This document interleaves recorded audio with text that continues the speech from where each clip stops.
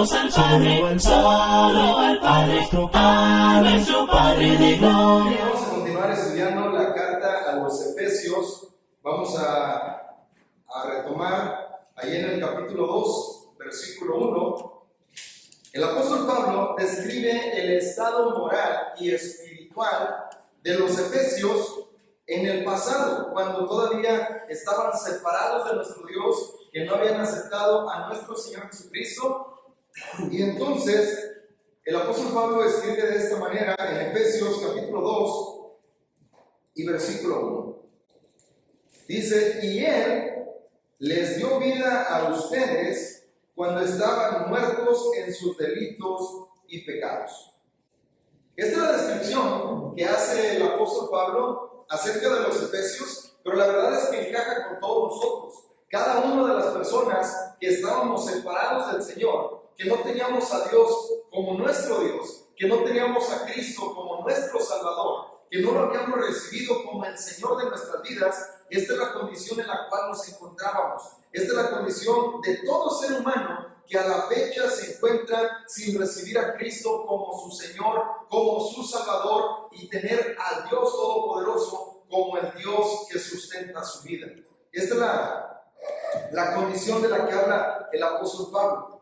En el capítulo anterior, el apóstol estuvo describiendo el poder mediante el cual nuestro Dios levantó a nuestro Señor Jesucristo de entre los muertos, y en este capítulo ahora habla acerca de las implicaciones del poder de la resurrección en la vida de nosotros. Una vez que nosotros hemos recibido a Cristo como Señor de nuestra vida, entonces ahora ese poder que actuó en Cristo, levantándolo de los muertos, está también trabajando en nuestras vidas y nos ayuda para poder llegar a ser conforme a la imagen de nuestro Señor Jesucristo. Así que vamos a estar estudiando esta parte de la palabra de nuestro Dios.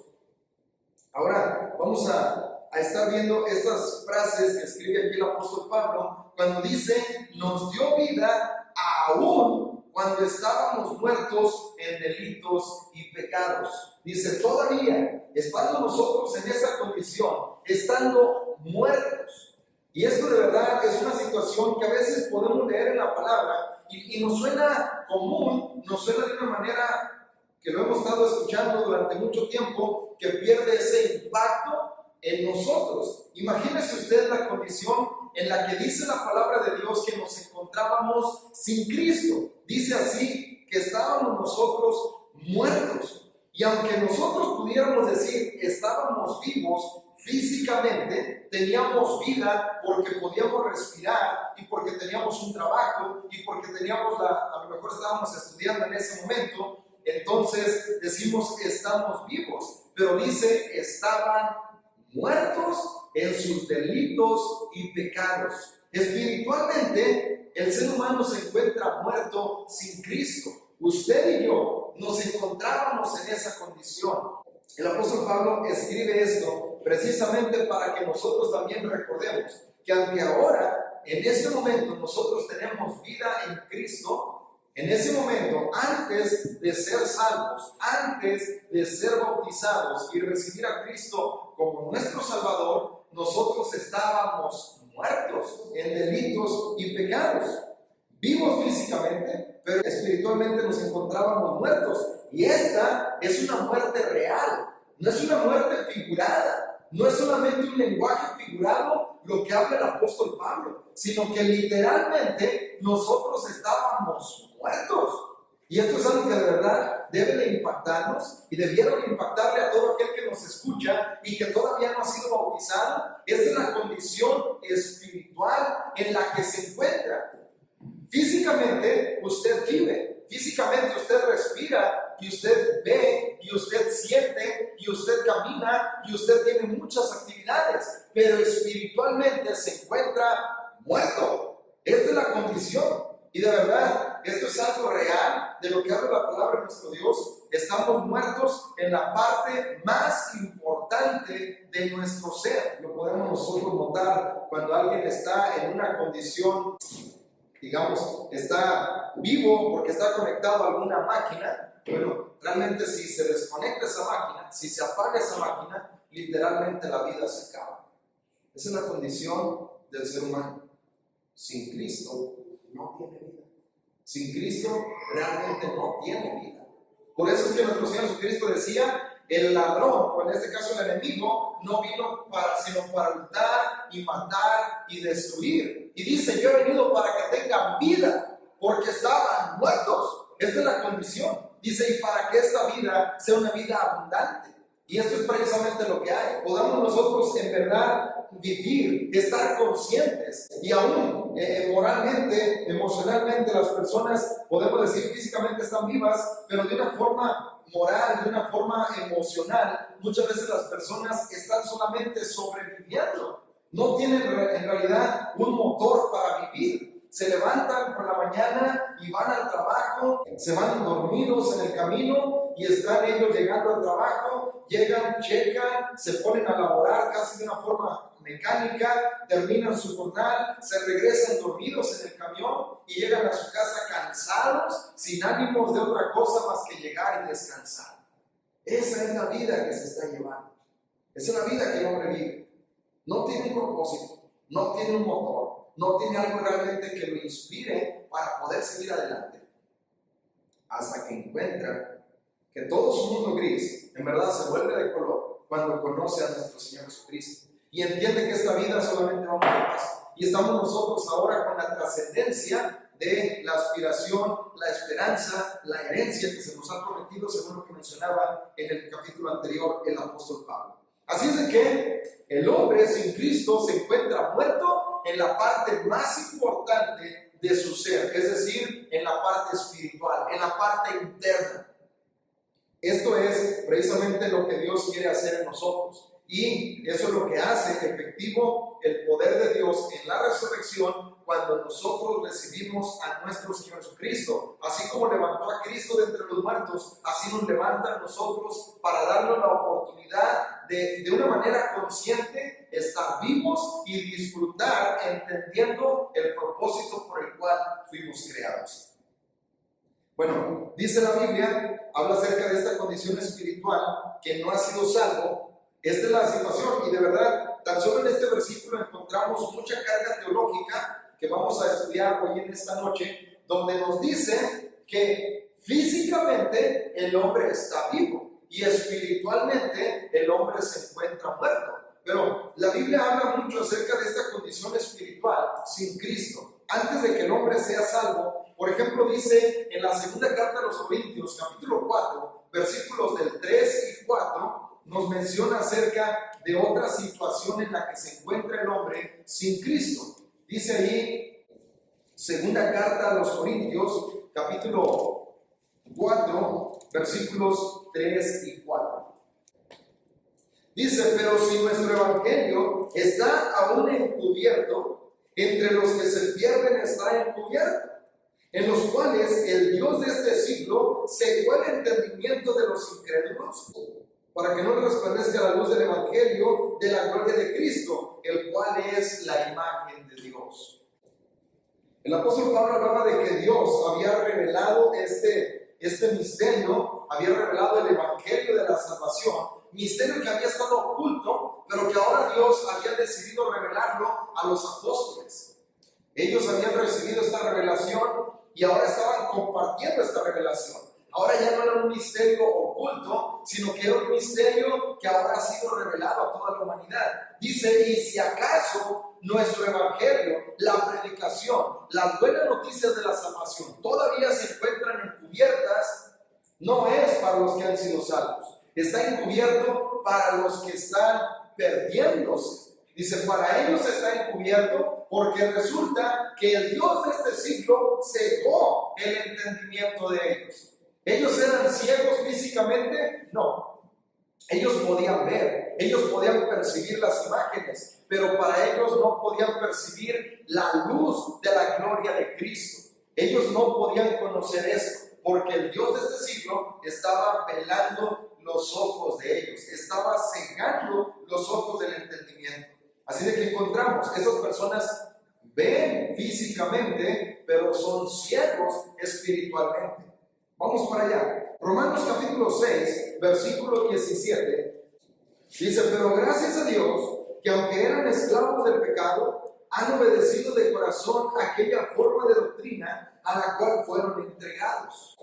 ¿Cuál es la condición de aquellos que no reciben al Señor todavía como su Salvador? Que todavía no han sido bautizados de acuerdo a lo que la Biblia enseña. Dice que están permaneciendo en esclavitud. Son esclavos y no hay otra forma de decirlo. Están esclavizados al pecado. No hay manera de que ellos se puedan liberar a sí mismos. Dice que a menos que el Señor los libere, ellos podrán ser libres del pecado. Mientras tanto, esta es la condición en la que se encuentran. Eran esclavos del pecado. Son esclavos del pecado. Ellos son esclavos de alguna persona. Bueno, probablemente no. Son personas libres. No están esclavizadas a nadie, pero están esclavizadas espiritualmente al pecado.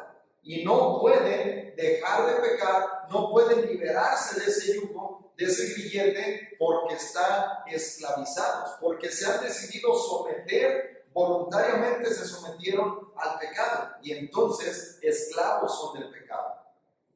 También dice la palabra de nuestro Dios que aquellos que no reciben al Señor como su Salvador son amadores de las tinieblas.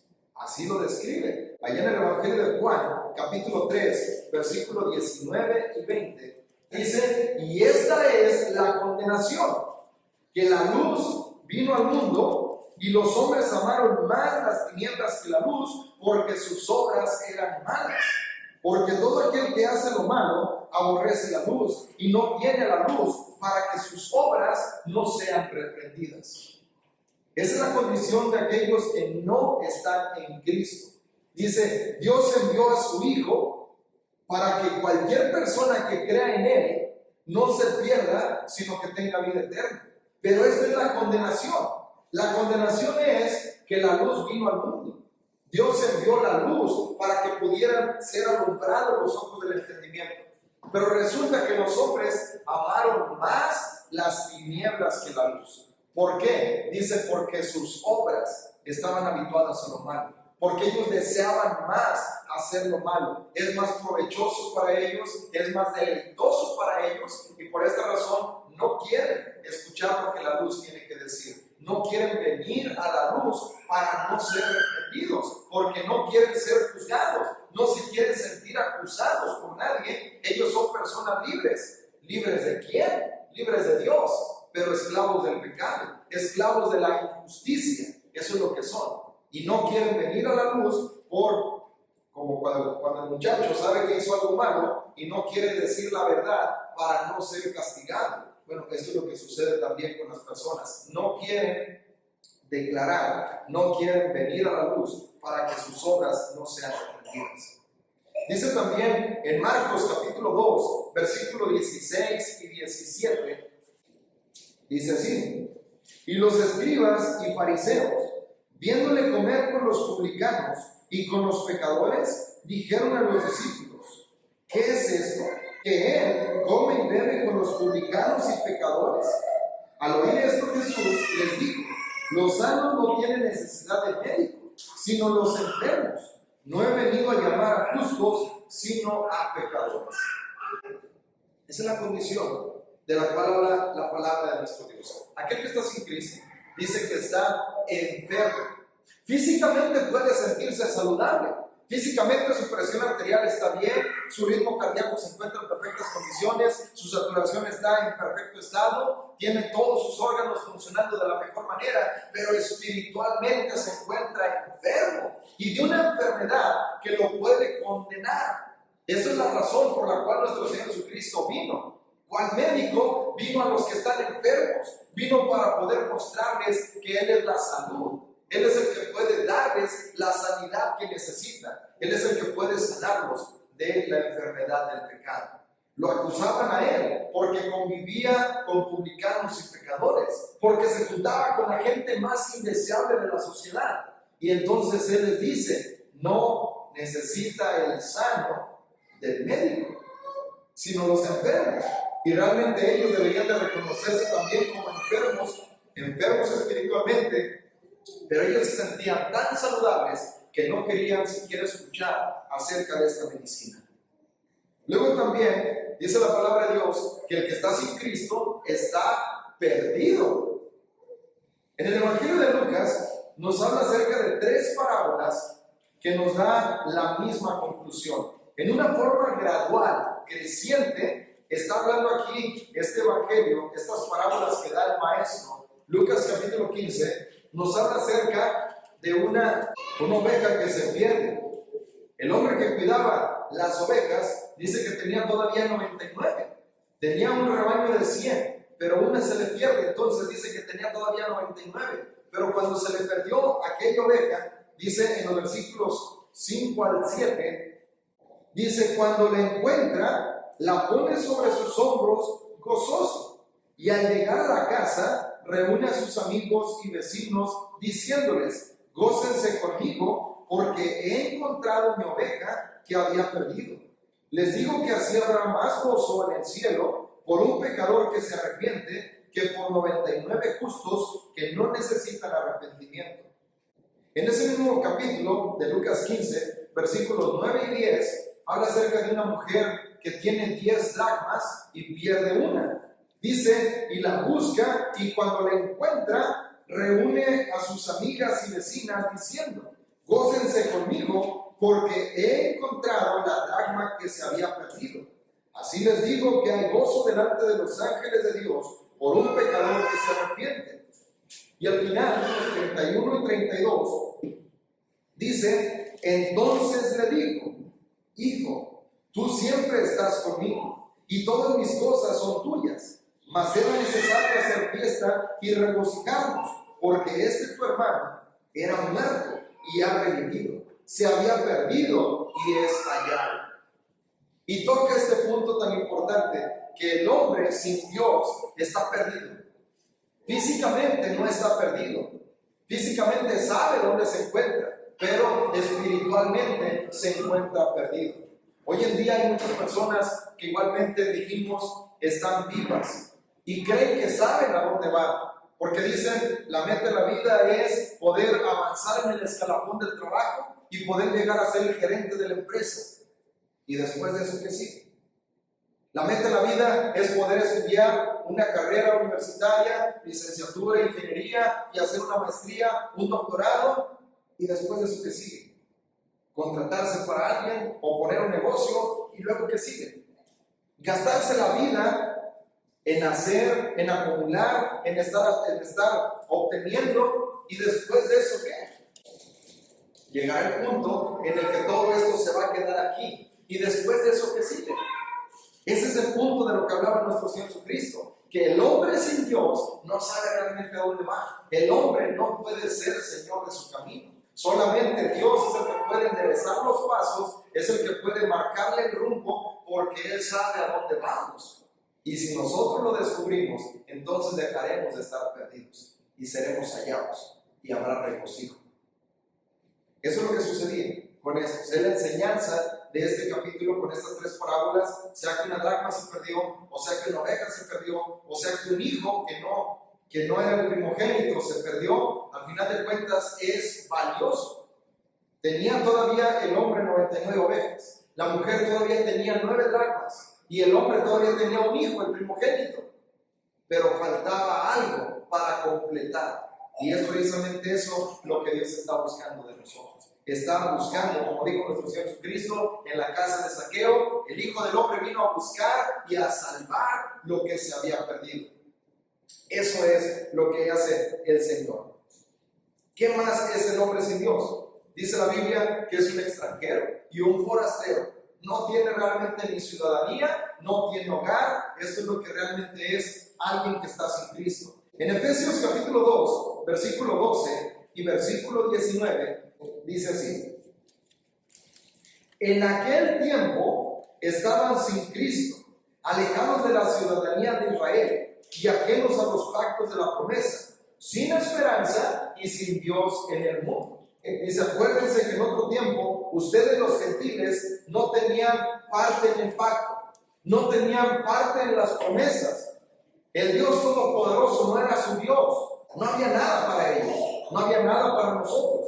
Pero dice en el versículo 19, así que ya no son extranjeros ni advenedizos, sino conciudadanos de los santos y miembros de la familia de Dios. Con Cristo Dejamos de ser forasteros, extraviados, dejamos de ser nosotros personas que no tienen hogar y venimos a formar parte de la familia de Dios. Venimos a formar parte de aquellos que tienen ahora una ciudadanía, y la ciudadanía no es aquí en la tierra, nuestra ciudadanía está en los cielos. Esto es de lo que hablaba el apóstol Pablo. Así es de que, ¿a dónde queremos llegar con esto? Hay quienes pueden enseñar que el hombre no tiene la capacidad siquiera de creer. Dicen, el hombre es totalmente depravado y no hay manera de que él pueda hacer algo por su salvación. Y todavía dicen, si el hombre puede dar el primer paso para su salvación, entonces ¿para qué necesita a Dios? Bueno, hay que aclarar esta situación. ¿Quién es el que toma la iniciativa? El que tomó la iniciativa fue Dios. ¿Cómo lo hizo? Él vio nuestra necesidad. Él planeó desde la eternidad pasada enviar a su Hijo para que pudiera salvarnos de nuestros pecados, y Él lo envió. Pero ahora nos toca a nosotros oír el Evangelio, según Romanos 10:17. Nos toca creer en este Evangelio, según lo que dice allí en Juan 3:16. Nos toca arrepentirnos de nuestros pecados, según Hechos 3:19. Nos toca confesar nuestra fe, según Romanos 10, versículos 9 y 10, y nos toca bautizarnos para perdón de los pecados, según Marcos 16, 15 y 16. Así de que esto es lo que nos toca. Dios no va a hacer lo que nosotros podemos hacer. Dicen, el hombre no puede hacer nada por su salvación. Absolutamente no. Pero ya que está puesto en medio, que es nuestro Señor Jesucristo, nos toca a nosotros obedecer. Por eso decía nuestro Señor Jesucristo, cuando comienza su predicación, dice, el tiempo se ha cumplido y el reino de los cielos se ha acercado. Arrepiéntanse. No dijo Jesús, esperen a que Dios les conceda el arrepentimiento o que Dios les mande la orden de arrepentirse y que puedan hacerlo por ustedes en su mente. No. Les dijo, arrepiéntanse y crean en el Evangelio. No dijo, esperen a que Dios les ayude a creer. No, nosotros nos toca oír para luego creer. Entonces, en todas estas condiciones que habla la palabra de Dios acerca del hombre sin Dios, esto es solamente un poco de la descripción que nos habla. Dice que el hombre es ciego. Literalmente puede ver, pero espiritualmente es ciego. El hombre es esclavo. Literalmente es libre, pero espiritualmente es esclavo. El hombre es una persona que ama las tinieblas. Literalmente la luz del día sale para él todo el tiempo, pero él ama las tinieblas espiritualmente y no quiere venir a la luz que es Cristo. El hombre está enfermo sin Dios. Físicamente él está sano, puede que esté sano, pero espiritualmente está enfermo. El hombre está perdido. Físicamente, literalmente sabe dónde está, pero espiritualmente está perdido. El hombre es un extranjero. Y aunque físicamente tiene una ciudadanía de algún lugar, sin Dios está perdido. ¿Qué es lo que decimos? El hombre está muerto. Físicamente está vivo, pero espiritualmente está muerto. Entonces, ¿el hombre puede creer estando en esta condición? Sí, debe de creer. Debe de estar obedeciendo al Evangelio para poder entonces aceptar a Cristo como su Salvador. Ninguna de estas condiciones se hacen efectivas físicamente, solo espiritualmente. Y por lo tanto, el hombre está capacitado para creer. Y no es de que el hombre no pueda hacer nada, ni siquiera creer, como se enseña en algunas doctrinas. Así es de que el Evangelio sigue poniendo delante de nosotros la vida y la muerte, la bendición y la maldición. Y cada quien elige lo que quiere hacer.